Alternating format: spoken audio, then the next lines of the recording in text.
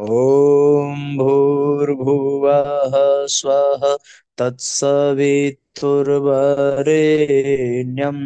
भर्गो देवस्य धीमहि धियो यो नः प्रचोदयात्। ॐ सद्गुरुचरण कमलेभ्यो नमः। परम पूज्य गुरुदेव परमंदनीय माता जी के दिव्य संरक्षण में विराजमान ऑनलाइन दैनिक स्वाध्याय के आज के कार्यक्रम में आप सभी आत्मीय बंधुओं का बहुत बहुत स्वागत, बहुत बहुत अभिनंदन है साथियों। आइए भावपूर्वक आज के सत्र का हम सभी शुभारंभ करते हैं। 1663वां एपिसोड हम लोग प्रारंभ करने जा रहे हैं। श्रीमद् भगवद गीता का दूसरा अध्याय और इसके 18 श्लोक हम लोगों ने पढ़ लिए हैं। स्वामी राम सुखदास जी के द्वारा रचित गीता पर टीका साधक संजीवनी इस ग्रंथ का हम सभी चिंतन कर रहे हैं। अभी तक हम लोगों ने 18 श्लोक पढ़े हैं इस अध्याय के, जिसके अंतर्गत भगवान अर्जुन को समझाते हैं शरीर की नश्वरता और आत्मा की अनश्वरता पर, और उसके पश्चात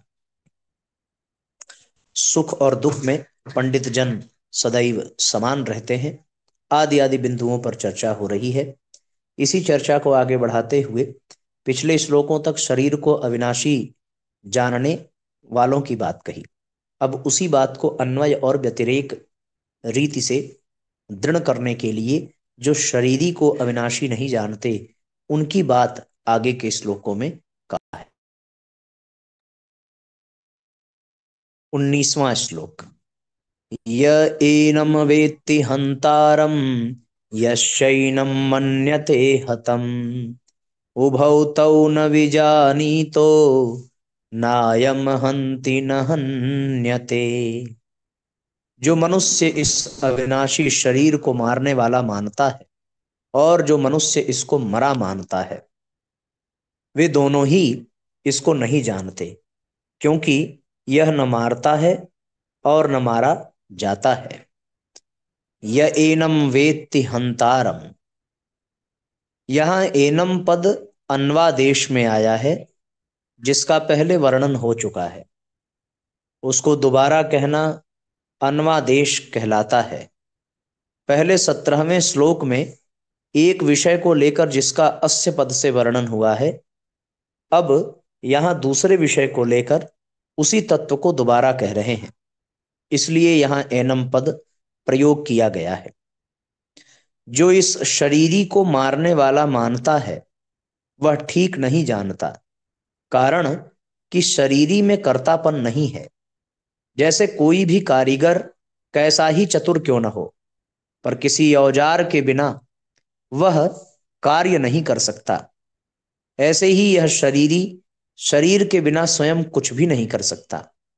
अतः 13वें अध्याय में भगवान ने कहा है कि सब प्रकार की क्रियाएं प्रकृति के द्वारा ही होती हैं। ऐसा जो अनुभव करता है वह शरीरी के अकर्तापन का अनुभव करता है। तात्पर्य यह हुआ कि शरीरी में कर्तापन नहीं है, पर यह शरीर के साथ तादात्म्य करके संबंध जोड़कर शरीर से होने वाली क्रियाओं में अपने को कर्ता मान लेता है। अगर यह शरीर के साथ अपना संबंध न जोड़े तो यह किसी भी क्रिया का कर्ता नहीं है।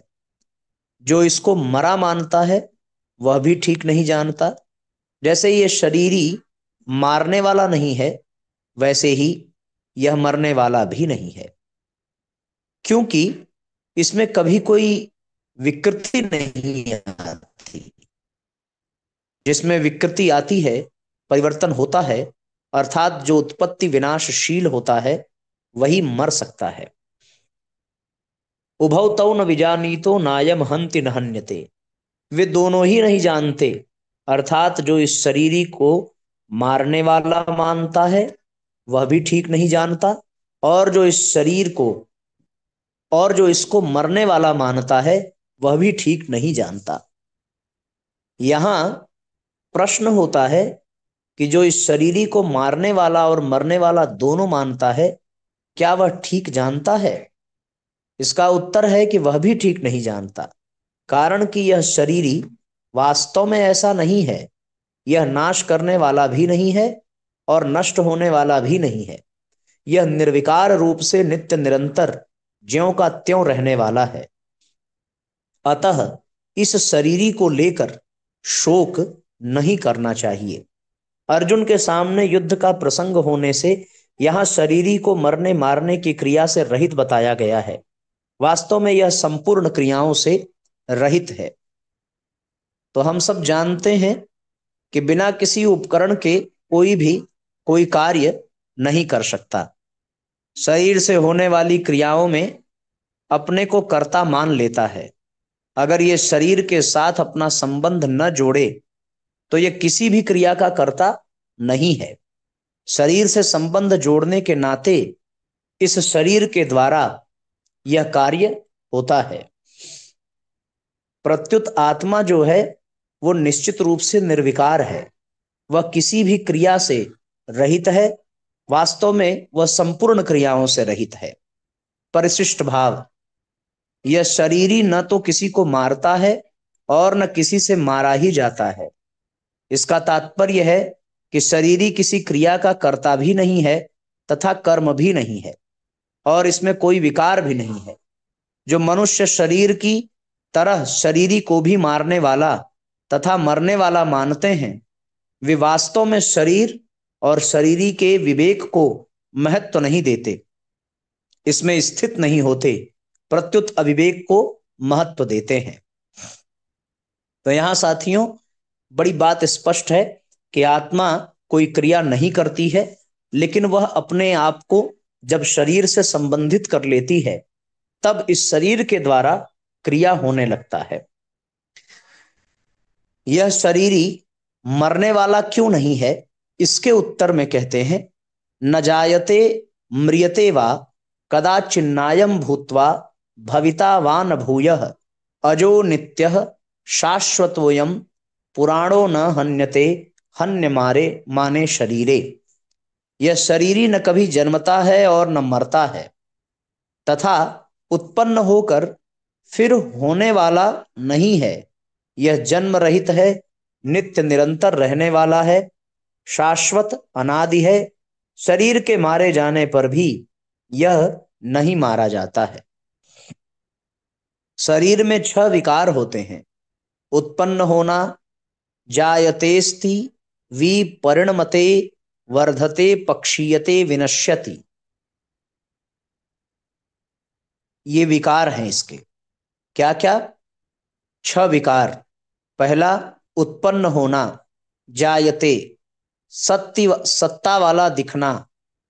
फिर अस्ति, विपरिणमते, बदलना। वर्धते, बढ़ना। क्षीयते, घटना। और विनश्यति, नष्ट होना। ये इस शरीर के 6 विकार हैं। और ये शरीरी इन 6 विकारों से रहित है। यही बात भगवान इसलिए इस श्लोक में बता रहे हैं। न जायते म्रियते वा कदाचिन्नायं भूत्वा भवितावान भूयः। यह शरीर उत्पन्न नहीं होता, न जायते, अजह, उत्पन्न होकर विकारी सत्ता वाला नहीं होता। अयम भूत्वा भवितावान भूयः, यह बदलता नहीं। शाश्वतः, यह बढ़ता नहीं। पुराणः, यह क्षीण नहीं होता। नित्यः, और यह मरता नहीं। न म्रियते न हन्यते हन्यमाने शरीरे। यह तो सदा से ही है। भगवान ने इस शरीर को अपना अंश बताते हुए इसको सनातन कहा है। ममैवांशो जीवलोके जीवभूतः सनातनः। यह शरीर कभी मरता भी नहीं। मरता वही है जो पैदा होता है, और म्रियते का प्रयोग भी वही होता है। जहां पिंड प्राण का वियोग होता है, पिंड प्राण का वियोग शरीर में होता है, परंतु शरीरी में संयोग वियोग दोनों ही नहीं होते। यह ज्यों का त्यों ही रहता है। इसका मरना होता ही नहीं। सभी विकारों में जन्मना और मरना, ये दो विकार ही मुख्य हैं। अतः भगवान ने इनका दो बार निषेध किया है। जिसको पहले न जायते कहा, उसी को दोबारा अजह कहा है, और जिसको पहले न म्रियते कहा, उसी को दोबारा न हन्यते हन्यमाने शरीरे कहा है। यह अविनाशी नित्य तत्व पैदा होकर फिर होने वाला नहीं है, अर्थात यह स्वतः सिद्ध निर्विकार है। जैसे बच्चा पैदा होता है तो पैदा होने के बाद उसकी सत्ता होती है, जब तक वह गर्भ में नहीं आता तब तक बच्चा है। ऐसे उसकी सत्ता होनापन कोई भी नहीं कहता। तात्पर्य है कि बच्चे की सत्ता पैदा होने के बाद होती है, क्योंकि उस विकारी सत्ता का आदि और अंत होता है। परंतु इस नित्य तत्व की सत्ता स्वतः सिद्ध और निर्विकार है, क्योंकि इस अविकारी सत्ता का आरंभ और अंत नहीं होता। इस शरीरी की का कभी जन्म नहीं होता, इसलिए यह अजह अर्थात जन्म रहित कहा गया है। नित्यः, यह शरीरी नित्य निरंतर रहने वाला है, अतः इसका कभी अपक्षय नहीं होता। अपक्षय तो अनित्य वस्तु में होता है, जो कि निरंतर रहने वाली नहीं है। जैसे आधी उम्र बीतने पर शरीर घटने लगता है, बल क्षीण होने लगता है, इंद्रियों की शक्ति कम होने लगती है।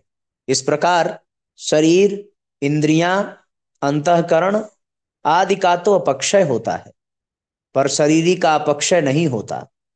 इस नित्य तत्व में कभी किंचन मात्र भी कमी नहीं आती। शाश्वतः, यह नित्य तत्व निरंतर एक रूप एक रस रहने वाला है। इसमें अवस्था का परिवर्तन नहीं होता, अतः यह कभी बदलता नहीं। इसमें बदलने की योग्यता है ही नहीं। पुराण, यह अविनाशी तत्व पुराना अर्थात अनादि है। यह इतना पुराना है कि यह कभी पैदा हुआ ही नहीं। उत्पन्न होने वाली वस्तुओं में भी देखा जाता है कि जो वस्तु पुरानी हो जाती है वह फिर बढ़ती नहीं, प्रत्युत नष्ट हो जाती है। फिर यह तो अनुत्पन्न तत्व है, इसमें बढ़ना रूप विकार कैसे हो सकता है? तात्पर्य है कि बढ़ना रूप विकार तो उत्पन्न होने वाली वस्तुओं में ही होता है, इस नित्य तत्व में नहीं। न हन्यते हन्यमाने शरीरे, शरीर का नाश होने पर भी इस अविनाशी शरीरी का नाश नहीं होता। यहां शरीरे पद देने का तात्पर्य है कि यह शरीर नष्ट होने वाला है। इस नष्ट होने वाले शरीर में ही छह विकार हैं, शरीरी में नहीं। इन पदों में भगवान ने शरीर और शरीरी का जैसे स्पष्ट वर्णन किया है, ऐसा स्पष्ट वर्णन गीता में दूसरी जगह नहीं आया है। अर्जुन युद्ध में कुटुंबियों के मरने की आशंका से विशेष शोक कर रहे थे। उस शोक को दूर करने के लिए भगवान कहते हैं, शरीर के मरने पर भी इस शरीरी का मरना नहीं होता, अर्थात इसका अभाव नहीं होता, इसलिए शोक करना अनुचित है। परिशिष्ट भाव इसका यही है साथियों कि हमारा स्वयं का शरीर का स्वभाव बिल्कुल अलग अलग है। हम शरीर के साथ चिपके हुए नहीं हैं, शरीर से मिले हुए नहीं हैं। शरीर हमारे साथ चिपका हुआ नहीं है, हमारे से मिला हुआ नहीं है। इसलिए शरीर के न रहने पर हमारा कुछ भी बिगड़ता नहीं। अब तक हम असंख्य शरीर धारण कर चुके हैं और छोड़ चुके हैं, पर उससे हमारी सत्ता में क्या फर्क पड़ा? हमारा क्या नुकसान हुआ? हम तो ज्यों के त्यों ही रहे। भूतग्रामः स एवायाम भूत्वा भूत्वा प्रलीयते। ऐसे ही यह शरीर छूटने पर भी हम स्वयं ज्यों के त्यों ही रहेंगे। जैसे हाथ, पैर, नासिका आदि शरीर के अंग हैं, ऐसे शरीर शरीरी का अंग भी नहीं है। जो बहने वाला और विकारी होता है वह अंग नहीं होता। अद्रवम मूर्तिमत स्वांगम प्राणिस्थम विकारजम अतस्थम तत्र दृष्टम चतेन चेत तथायुतम। जैसे कफ मूत्र आदि बहने वाले और फोड़ा आदि विकार होने से शरीर के अंग नहीं है, ऐसे ही शरीर बहने वाला और विकारी होने से शरीरी का अंग नहीं है। यहां पर साथियों आत्मा और शरीर की बड़ी सुंदर परिभाषा दी गई है। आत्मा के विषय में है न जायते, न ये कभी जन्म लेता है, म्रियते, न ये कभी मरता है, वा कदाचिन्नायम भूत्वा भविता वान भूयः, भूत्वा भविता वान भूयः, अर्थात यह बदलता नहीं है, अजो नित्यः, नित्य है, शाश्वतोयम, यह बढ़ता नहीं, पुराणः, यह क्षीण नहीं होता, न हन्यते, हन्यमाने शरीरे। ये सब आत्मा के गुण हैं। न जायते म्रियते, न जन्मेगा न मरेगा, वा कदाचिन्नायाम भूत्वा भविता वान भूयः, अजो नित्यः शाश्वतोयम पुराणः, न हन्यते हन्यमाने शरीरे। इस श्लोक को साथियों हम सबको याद करना चाहिए। न जायते म्रियते, वा कदाचिन्नायम भूत्वा भविता वान भूयः।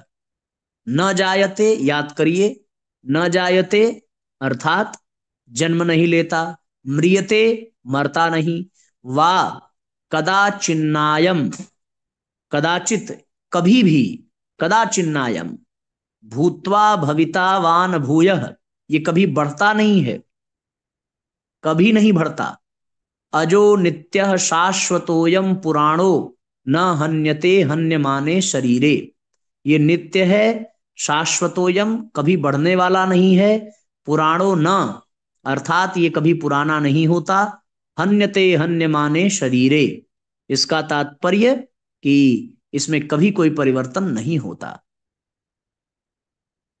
ये बात यहां पर आ रही है। अब शरीर में कौन कौन से 6 विकार यहां पर बताए गए हैं। जायतेस्ति यानी जायते जन्म लेता है, अस्ति यानी सत्ता वाला दिखता है, वी परिणमते बदलता है बढ़ता है, वर्धते पक्षीयते विनश्यति, ये 6 विकार यहां पर है। जायतेस्ति 2 विकार यहां ये हो गए।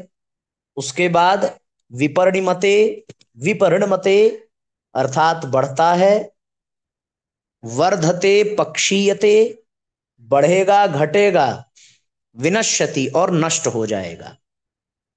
ऐसी परिस्थिति में शरीर का धर्म बिल्कुल अलग और शरीरी का धर्म बिल्कुल अलग, दोनों में कोई समानता नहीं है। यही भगवान यहां पर अर्जुन को समझाते हुए स्पष्ट रूप से कह रहे हैं। 21वां श्लोक, वेदा विनाशिनम नित्यम य एन मजम व्ययम कथम सपुरुषः पार्थ कम घातयति हन्ति कम। 19वें श्लोक में भगवान ने बताया कि यह शरीर न तो मरता है न मारता है। इसमें मरने का निषेध तो 20वें श्लोक में कर दिया। अब मारने का निषेध करने के लिए आगे का श्लोक कहते हैं, हे पृथानंदन, जो मनुष्य इस शरीरी को अविनाशी, नित्य, जन्म रहित और अव्यय जानता है, वह कैसे किसी को मारे और कैसे किसी को मरवाए। इस शरीरी का कभी नाश नहीं होता, इसमें कभी कोई परिवर्तन नहीं होता, इसका कभी जन्म नहीं होता, इसमें कभी किसी तरह की कोई कमी नहीं आती। ऐसा जो ठीक अनुभव कर लेता है, वह पुरुष कैसे किसी को मारे और कैसे किसको मरवावे। अर्थात दूसरों को मारने और मरवाने में उस पुरुष की प्रवृत्ति नहीं हो सकती। वह किसी क्रिया का न तो कर्ता बन सकता है और न कारिता बन सकता है। यहां भगवान ने शरीरी को अविनाशी, नित्य, अज और अव्यय कहकर उसमें 6 विकारों का निषेध किया है। अविनाशी है, इसका कभी विनाश नहीं होता। नित्य, ये अजन्मा है। अज और अव्यय, कभी ये न बढ़ता है न घटता है। जैसे अविनाशी कहकर मृत्यु रूप विकार का, नित्य कहकर अवस्थान्तर होना और बढ़ना रूप विकार का, अज कहकर जन्म होना और जन्म के बाद होने वाली सत्ता रूप विकार का, तथा अव्यय कहकर क्षय रूप विकार का निषेध किया है। शरीरी में किसी भी क्रिया से किंचन मात्र भी कोई विकार नहीं होता। अगर भगवान को न हन्यते हन्यमाने शरीरे और कम घातयति हन्ति कम, इन पदों में शरीरी के कर्ता और कर्म बनने का ही निषेध करना था, तो फिर यहां करने न करने की बात न कहकर मरने मारने की बात क्यों कही? इसका उत्तर है कि युद्ध का प्रसंग होने से यहां यह कहना जरूरी है कि शरीरी युद्ध में मारने वाला नहीं बनता, क्योंकि इसमें कर्तापन नहीं है। जब शरीरी मारने वाला अर्थात कर्ता नहीं बन सकता, तब यह मरने वाला अर्थात क्रिया का विषय भी कैसे बन सकता है? तात्पर्य यह है कि यह शरीरी किसी भी क्रिया का कर्ता और कर्म नहीं बनता। अतः मरने मारने में शोक नहीं करना चाहिए। प्रत्युत शास्त्र की आज्ञा के अनुसार प्राप्त कर्तव्य कर्म का पालन करना चाहिए। परिशिष्ट भाव, उत्पन्न होने वाली वस्तु तो स्वतः मिटती है, उसको मिटाना नहीं पड़ता। पर जो वस्तु उत्पन्न नहीं होती वह कभी मिटती ही नहीं। हमने 84 लाख शरीर धारण किए, पर कोई भी शरीर हमारे साथ नहीं रहा, और हम किसी भी शरीर के साथ नहीं रहे, किंतु हम ज्यों के त्यों अलग रहे, यह जानने की विवेक शक्ति उन शरीरों में नहीं थी, प्रत्युत इस मनुष्य शरीर में ही है। अगर हम इसको नहीं जानते तो भगवान के दिए विवेक का निरादर। इस तरीके से साथियों, पूर्ण रूपेण प्रभु अर्जुन को इस शरीर की मिट जाने और आत्मा के अमिट रहने की बात समझा रहे हैं। अब 22वें श्लोक में भगवान अर्जुन को और भी अच्छी तरीके से स्पष्ट करेंगे। पर साथियों, 22वां श्लोक की व्याख्या थोड़ी बड़ी है। ये 22वें श्लोक की व्याख्या हम लोग कल सुनेंगे। आज के लिए 19, 20, 21 ये 3 श्लोक पूर्ण हो गए हैं। शेष हम लोग कल प्रारंभ करेंगे। आइए गायत्री मंत्र साथ साथ।